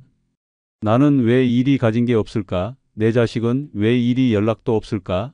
나는 왜 이렇게 초라할까라는 생각이 끊이질 않았습니다. 그러던 어느 날 한 동창이 식사 중에 이런 말을 했습니다. 정분아, 넌 늘 입고 다니는 옷이 똑같네. 그 말이 너무도 모욕적으로 들려서 집에 돌아오자마자 거울을 봤습니다. 그리고 스스로에게 물었습니다. 나는 왜 남의 시선에 이렇게 흔들리고 있는 걸까? 그날 이후 정분 씨는 동창 모임을 끊었습니다. 대신 매주 금요일마다 동네 카페에 가서 책을 읽기로 했습니다. 처음엔 어색했지만 점점 혼자 보내는 시간이 좋아졌습니다. 누구와도 비교하지 않는 시간, 누구의 눈치도 보지 않는 조용한 순간. 지금의 정분 씨는 동네 사람들과 적당히 거리 두며 스스로를 위한 일상에 집중합니다. 동창 모임 대신 동네 도서관 강연에 참여하고 유튜브로 배운 꽃꽂이를 즐기며 거실 한켠을 꾸몄습니다. 그녀는 말합니다. 비교 안 하니까 마음이 편하고 비교 안 당하니까 내가 존중받는 느낌이에요. 혼자 살면 외로운 줄 알았는데 지금처럼 평온한 적이 없어요. 남들과 비교하지 않는 삶. 그것이야말로 진짜 내 삶을 사는 첫걸음입니다. 나에게 집중하는 시간, 그 시간이 길어질수록 마음은 자유로워지고 삶은 단단해집니다. 누구보다 잘 사는 인생이 아니라 누구와도 비교하지 않고 나답게 사는 인생. 그걸 가능하게 해주는 단 하나의 조건, 바로 혼자 사는 노년입니다. 이래서 늙어 혼자 사는 것이 결국 가장 부유한 삶입니다. 다섯 번째 이유는 아무도 재촉하지 않아서 노년에 혼자 사는 것은 축복입니다. 엄마, 밥 아직 안 됐어요? 아버지, 빨리 좀 움직이세요. 할머니, 빨리 나가야 늦지 않아요. 이런 말들이 무심코 흘러나올 때마다 노인은 움찔하고 맙니다. 마음은 여전히 살아있지만 몸이 말을 듣지 않기에 더 위축됩니다. 젊은이들 속도를 못 맞춘다고 핀잔을 듣고 늦게 먹는다고 구박을 받으며 결국엔 입을 다물고 속도를 맞춥니다. 그리고 서서히 자기 리듬을 잃고 숨을 조이듯 살아갑니다. 아침에 느긋하게 일어나 따뜻한 물 한 잔 마시고 하늘을 한번 올려다보는 그 평범한 여유조차 허락되지 않습니다. 노년에도 사람들 틈에 섞여 살다 보면 내 시간은 없고 남의 시간에 끌려다니며 하루를 흘려보냅니다. 그런 인생이 과연 마지막 인생답습니까? 아닙니다. 그것은 시간에 쫓기는 삶이며 존재를 소비당하는 인생입니다. 하지만 혼자 산다는 건 다릅니다. 누구의 재촉도 없습니다. 아무도 서둘러라고 말하지 않고 아무도 빨리 좀 해요라고 소리치지 않습니다. 일어나고 싶은 시간에 일어나고 밥을 먹고 싶은 시간에 먹고 아무것도 하지 않는 날도 눈치 보지 않아도 됩니다. 하루를 온전히 내 속도로 살아간다는 건 노년의 진짜 자유입니다. 혼자 사는 삶은 고요하지만 그 고요 속에는 여유가 있고 품격이 있습니다. 남의 걸음에 끌려가던 발걸음을 멈추고 내 템포대로 사는 삶. 그것이 혼자 사는 인생이 주는 가장 깊은 축복입니다. 인천 계양구에 사는 78세 박태순 씨는 자식들 집을 돌아가며 지냈습니다. 며느리는 매번 태순 씨가 늦게 일어난다고 싫은 티를 냈고 손주는 할머니 왜 이렇게 느려요 라며 재촉했습니다. 식사도 늘 급하게, 이동도 항상 서두르게, 그 집에선 느긋함이라는 단어 자체가 허락되지 않았습니다. 하루는 외출 준비를 하다 늦었다는 이유로 아들한테 들은 말이 아직도 귓가에 맴돕니다. 엄마, 왜 이렇게 굼떠요? 제발 좀 빨리 좀 해요. 그 말에 태순 씨는 순간 숨이 막혔습니다. 내가 짐인가? 라는 생각이 머릿속을 스쳤고 그날 밤 조용히 짐을 쌌습니다. 현재 그녀는 동네의 작은 임대주택에 살고 있습니다. 월세는 적고 연금으로도 충분히 생활이 됩니다. 아침엔 해가 중천에 뜨고 나서야 천천히 일어나고 좋아하는 된장찌개를 정성껏 끓여 먹습니다. 날씨 좋은 날엔 아무 계획 없이 버스를 타고 공원으로 나가 걷고 하고 싶은 일은 하고 하기 싫은 일은 하지 않습니다. 지금의 박태순 씨는 말합니다. 혼자 사니까 한 번도 빨리라는 말을 안 들어요. 그게 얼마나 큰 해방인지 몰라요. 노년에 가장 잔인한 건 아프다는 것도 외롭다는 것도 아닙니다. 하루 종일 누군가에게 재촉당하며 사는 것, 그게 늙음을 가장 비참하게 만듭니다. 하지만 혼자 산다는 건 그 모든 재촉에서 벗어날 수 있다는 뜻입니다. 이제는 천천히 걸어도 되고 쉬엄쉬엄 살아도 됩니다. 남의 속도에 억지로 맞추지 않아도 되는 삶, 그 자체가 노년의 진짜 자유입니다. 여섯 번째 이유는 내 인생을 내 마음대로 설계할 수 있어서 노년에 혼자 사는 것은 축복입니다. 살면서 가장 억울한 순간은 내가 원하지 않는 방향으로 내 인생이 흘러갈 때입니다. 하고 싶은 일도, 살고 싶은 곳도, 쓰고 싶은 돈도 전부 남의 기준과 입맛에 맞춰 살아야 할 때 사람은 점점 나라는 주체를 잃어버립니다. 젊을 땐 가족을 위해, 직장을 위해, 사회의 틀 속에서 타협하며 살아야 했지만 이제는 그렇지 않아야 합니다. 그런데도 많은 노인들이 여전히 타인의 인생을 따라 삽니다. 아들이 원하는 곳에 살아주고 며느리가 편한 시간에 맞춰 움직이고 손주 일정에 내 일정을 밀어내며 살아갑니다. 그래서 정작 중요한 건 잊게 됩니다. 나는 어떻게 살고 싶은가? 라는 질문입니다. 이 질문을 스스로에게 할 수 없을 정도로 남의 인생에 맞춰 살아간다면 노년은 또 한 번의 종속일 뿐입니다. 혼자 산다는 건 완전히 다릅니다. 이젠 내가 내 인생의 설계자입니다. 언제 이사 갈지, 어떤 병원에 갈지, 남은 돈을 어떻게 쓸지, 여생을 어디에서 마무리할지. 그 모든 선택이 온전히 내 손에 달려 있습니다. 누구에게 묻지 않아도 되고 누구의 허락도 필요 없습니다. 오늘 걷고 싶은 길을 걸고 다음 달 떠나고 싶은 여행지를 정하고 다음 해엔 취미 하나를 새로 시작할 수 있습니다.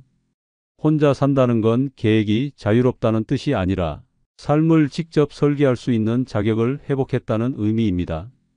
이보다 더 명예롭고 고귀한 노년이 어디 있겠습니까? 자신의 삶을 자신이 설계할 수 있는 사람만이 진짜 인생의 주인입니다. 충북 청주에 사는 72세 이마자 씨는 남편을 떠나보낸 뒤 자식들의 설득으로 몇 년간 서울 아파트에 함께 지냈습니다. 하지만 그곳에선 아무것도 그녀 마음대로 할 수 없었습니다. 외출 시간도 집안에서의 역할도 돈을 쓰는 것도 모두 제한됐습니다. 엄마, 그 돈은 아껴요. 나중에 큰일 날 수도 있으니까. 이 나이에 혼자 여행 가는 건 좀 그렇지 않아요? 이런 말들이 반복되자 그녀는 자신이 살고 있는 게 아니라 살게 해주고 있는 느낌에 사로잡혔다고 말했습니다. 그러던 중 화자 씨는 우연히 텔레비전에서 시니어 공유주택을 본 뒤 단호히 결정했습니다. 청주 외곽의 조용한 시니어 전용 임대주택을 신청했고 이사 당일 모든 가족에게 이렇게 말했습니다. 이제부턴 내 인생, 내 방식대로 살아볼 거야. 그녀는 지금 매주 월요일마다 문화센터에서 서예를 배우고 수요일엔 영화 동아리 모임에 참석합니다. 가끔은 기차를 타고 근처 도시로 1박 2일 여행도 떠납니다. 연금은 적지만 본인이 계획한 대로 쓸 수 있어 돈이 줄지 않습니다. 무엇보다 스스로 결정한 인생이라 하루하루가 뿌듯하다고 말합니다. 이마자 씨는 말합니다. 내 인생을 내가 그려나가는 지금이 진짜 살아있는 시간 같아요. 이제야 비로소 내 삶이라고 말할 수 있어요. 노년에 혼자 산다는 건 외로움의 방치가 아니라 삶의 주도권을 되찾는 위대한 회복입니다.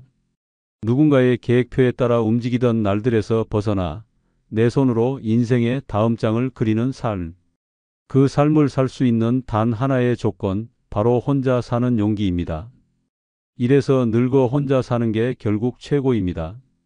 좋아요 눌러주시면 다음 영상 제작에 큰 힘이 됩니다. 정말 혼자 사는 게 불쌍하다고 생각하시나요? 늙어서도 누군가 곁에 있어야 행복하다고 믿으십니까? 지금도 자식과 배우자 눈치 보며 하루를 보내고 있진 않으세요? 그렇다면 이제 생각을 완전히 바꾸셔야 합니다. 노년에 혼자 사는 건 절대 외로움이나 실패가 아닙니다. 오히려 이것은 평생 타인에게 뺏겨온 인생을 되찾는 최고의 기회입니다. 자유, 해방, 평온. 이 세 가지를 동시에 누릴 수 있는 단 하나의 방식, 바로 혼자 사는 삶입니다. 지금부터 그 이유를 하나씩 확인해 보시죠. 생각보다 당신의 노년은 훨씬 더 멋질 수 있습니다. 이래서 늙어 혼자 사는 게 최고라 하네. 노년에 혼자 사는 게 축복인 첫 번째 이유는 자녀들에게 부담을 주지 않아서입니다. 어떻게 키운 자식인데 나중엔 나 좀 보살펴 주겠지. 내가 이렇게 해줬는데 늙으면 나도 좀 기대고 살아야지. 이렇게 생각했다면 이미 불행의 길을 걷고 있는 것입니다. 현실은 냉정합니다. 자식은 부모를 보살피는 존재가 아니라 자신의 인생을 살아가는 사람입니다. 그리고 그 자식에게 기대는 순간 부모는 짐이 됩니다. 아무리 사랑하는 부모라도 함께 산다는 건 그들의 삶을 침범하는 일이 되고 맙니다. 엄마는 왜 이렇게 잔소리가 많아? 아버지는 왜 자꾸 나가자고 해? 이번 달엔 카드값도 많은데 또 생활비 줘야 해? 이런 말들이 평생 정을 쏟아부은 자식의 입에서 튀어나오는 순간 부모는 무너집니다. 더 무서운 건 그런 말을 들어도 부모는 어디에도 하소연할 수 없습니다. 이미 자식 집에 얹혀 사는 입장이기 때문입니다. 괜히 눈치 보이며 밥을 먹고 하루 종일 조용히 TV만 보며 손주가 툴툴거리면 주방으로 피신하는 삶. 그런 인생이 정말 부모로서의 마무리입니까? 아닙니다. 그건 철저한 모욕이며 인간으로서의 존엄이 짓밟히는 순간입니다.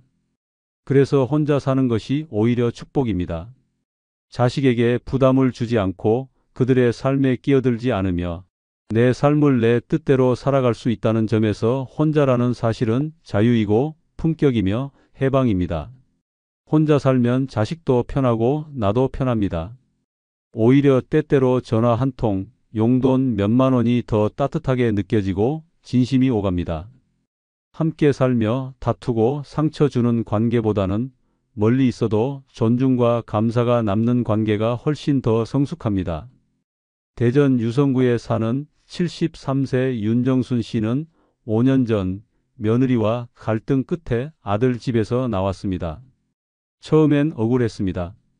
내가 이 집을 어떻게 마련해 줬는데 결국 쫓겨나다시피 나오다니 자존심은 바닥이었고 다시 돌아가고 싶다는 생각도 들었습니다.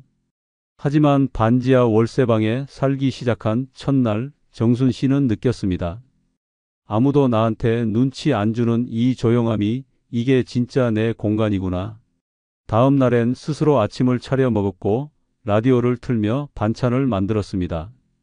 그 후 주민센터에서 운영하는 그린반에 등록했고 동네 요가 교실도 나가기 시작했습니다. 자신만의 시간이 생기자 몸도 마음도 점점 건강해졌습니다. 그리고 아들과는 2주에 한 번 정도 커피숍에서 만나 근황을 나누며 웃고 떠듭니다. 정순 씨는 말합니다. 같이 살 땐 매일 얼굴 보면서도 서운하고 불편했는데 이제는 오히려 보고 싶을 때 보고 줄 건 주고 받을 건 받고 이게 진짜 가족 같아요. 자식에게 기대지 않아야 진짜 사랑이 남습니다. 혼자 살아야 오히려 관계가 더 부드럽고 단단해집니다. 노년에 혼자 사는 건 외로움이 아니라 선택입니다.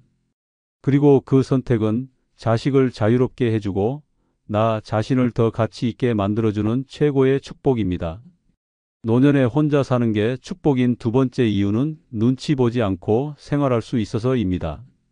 아침 7시에 일어났다고 눈치, 냉장고 문 열고 뭐 하나 꺼냈다고 눈치, 드라마 소리.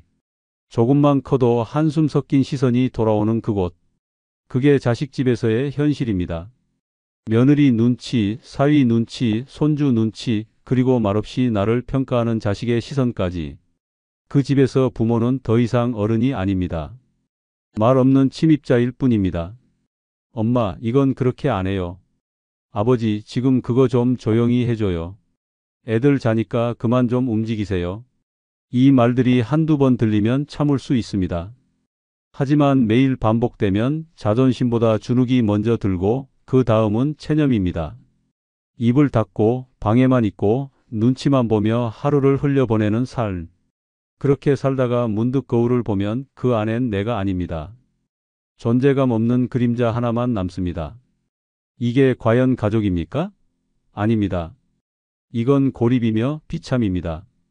그래서 혼자 사는 게 축복입니다. 누구 눈치도 안 보고 내가 정한 시간에 일어나고 내가 먹고 싶은 걸 먹고 내가 틀고 싶은 음악을 틀 수 있는 삶. 이게 바로 진짜 내 삶입니다.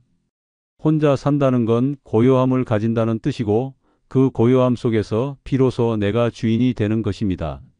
눈치 없이 사는 삶은 절대 무책임하거나 이기적인 것이 아닙니다. 오히려 그것은 인간의 가장 기본적인 존엄을 지키는 방법입니다. 서울 강북구에 사는 76세 이창순 씨는 3년 전까지 둘째 아들과 함께 살았습니다. 며느리는 말은 안 했지만 늘 표정이 굳어 있었고 손주는 거실에서 뭘 켜면 인상을 찌푸렸습니다. 작은 방 하나에서 그녀는 침대에만 앉아 있었습니다. 밥 드세요 란 말에만 움직였고 드라마는 이어폰으로 봤습니다. 그러다 어느 날 딸에게 전화로 속마음을 털어놨다가 이런 말을 들었습니다. 엄마, 그럼 나와요. 너무 불편하면 왜 참고 있어요? 결심은 빨랐습니다. 작은 원룸을 구하고 정부 지원으로 임대보증금을 마련했습니다. 이사하는 날 이창순 씨는 하염없이 울었습니다.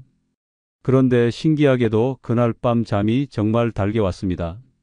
새벽 6시에 일어나 창문을 열고 큰 소리로 라디오를 틀고 냉장고에서 미리 사둔 찐고구마를 꺼내 먹었습니다.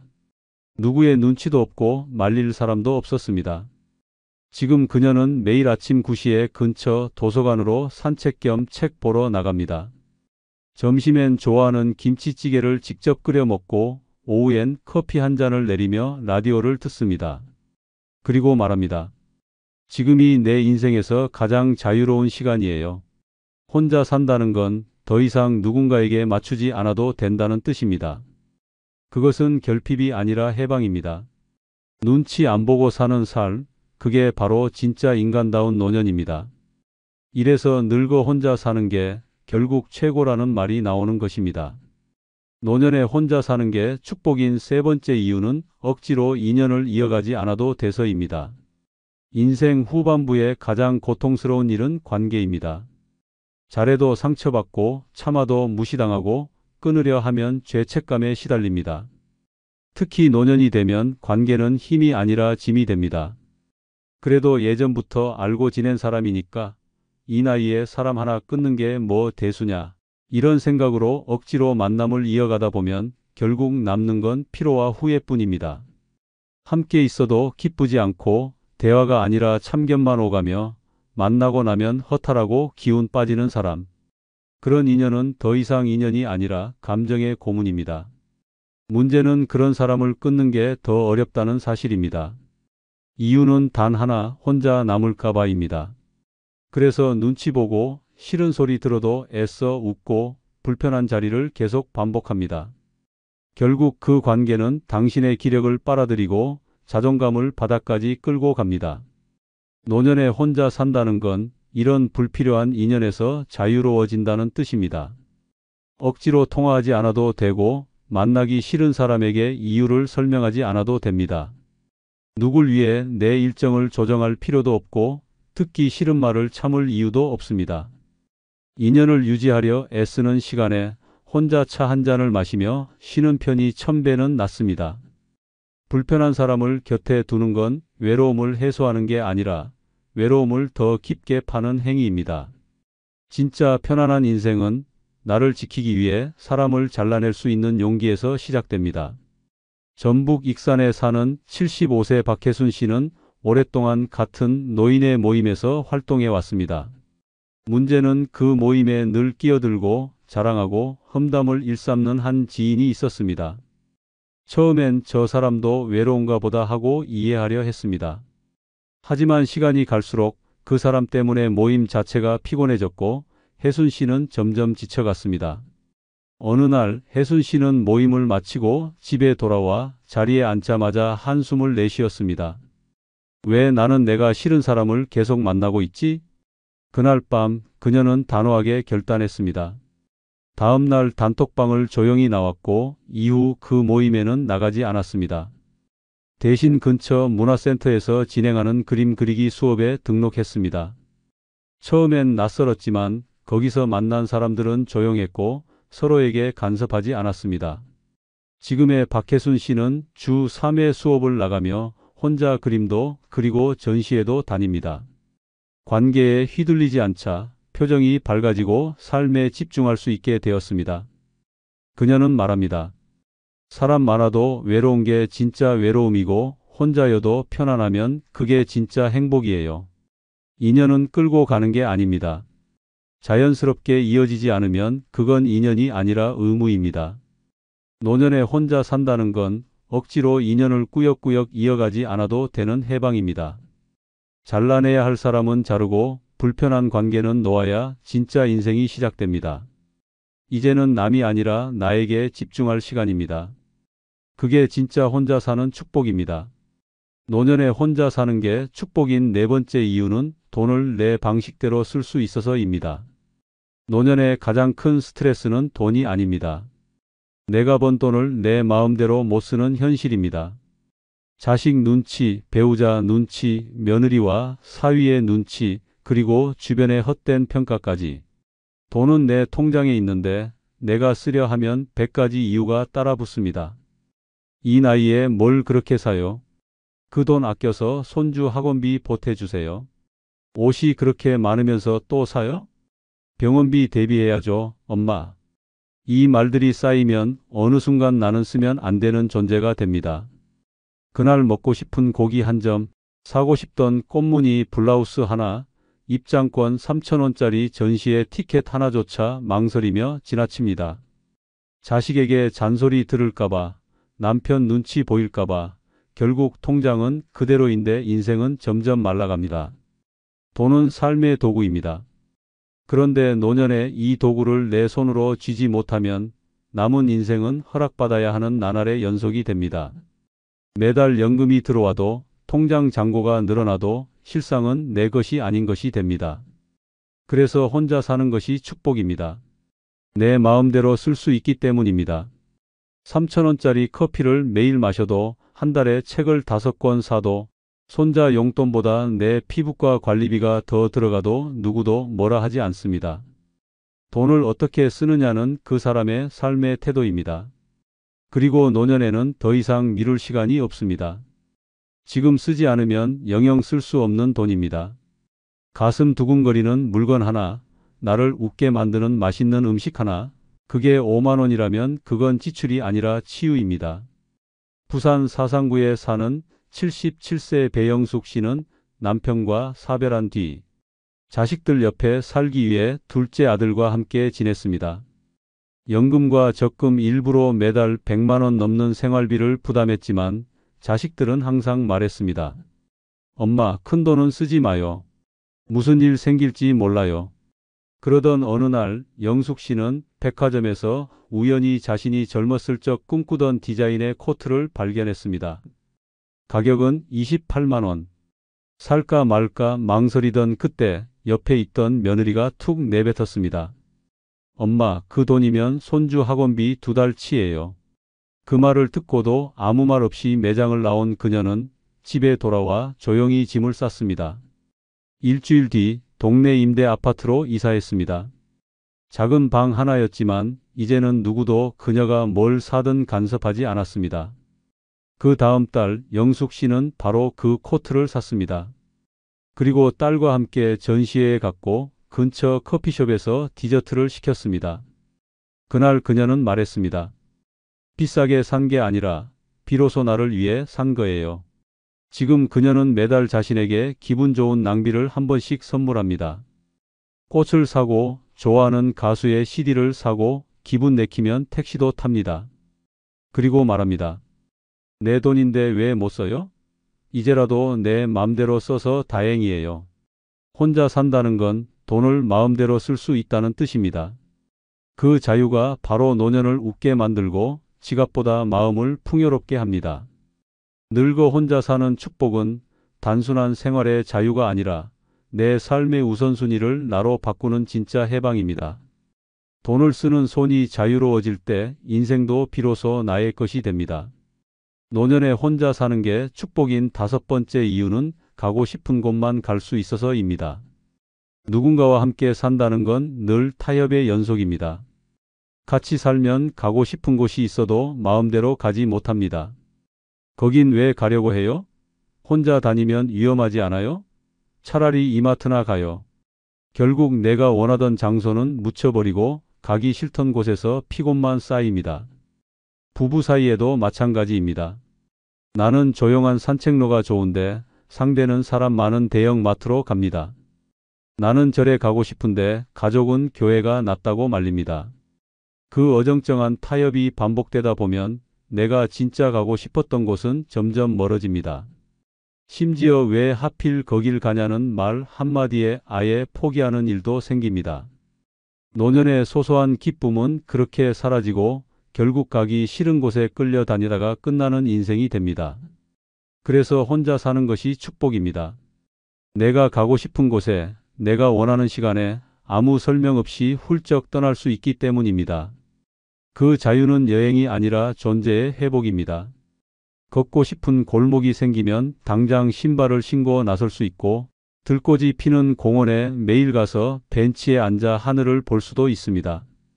누구랑 가느냐보다 내가 진짜 가고 싶은 곳이 어디냐에 집중할 수 있는 삶. 그게 혼자 사는 인생의 특권입니다. 가고 싶은 곳을 가지 못하는 삶은 곧 갇힌 삶입니다. 그러나 혼자 산다는 건 공간과 관계에서 모두 해방된 상태입니다. 누가 뭐라 해도 내가 원하면 가고 내가 싫으면 가지 않는 당당한 선택권이 생깁니다. 경기도 양평에 사는 78세 김은자 씨는 젊을 땐 한 번도 자신이 가고 싶은 곳을 마음대로 가본 적이 없었습니다. 남편이 정한 여행지, 자식들이 원하는 장소, 친구들의 제안에 끌려 다니기만 했습니다. 자신이 진짜 원하는 건 늘 미뤘습니다. 남편이 세상을 떠난 뒤 자식들이 이렇게 말했습니다. 엄마, 혼자 어디 다니지 말고 집에 좀 계세요. 그 말이 못내 서운했지만 은자 씨는 조용히 가방을 쌌습니다. 목적지는 통영이었습니다. 대학 시절부터 한번 가보고 싶었던 도시였습니다. 버스를 타고 도착한 통영항에서 그녀는 바다를 마주한 벤치에 앉아 눈물을 흘렸습니다. 내가 진짜 여길 혼자 왔네. 그날 저녁 혼자 먹은 멍게 비빔밥 한 그릇이 평생 먹은 어떤 진수성찬보다 행복했다고 말합니다.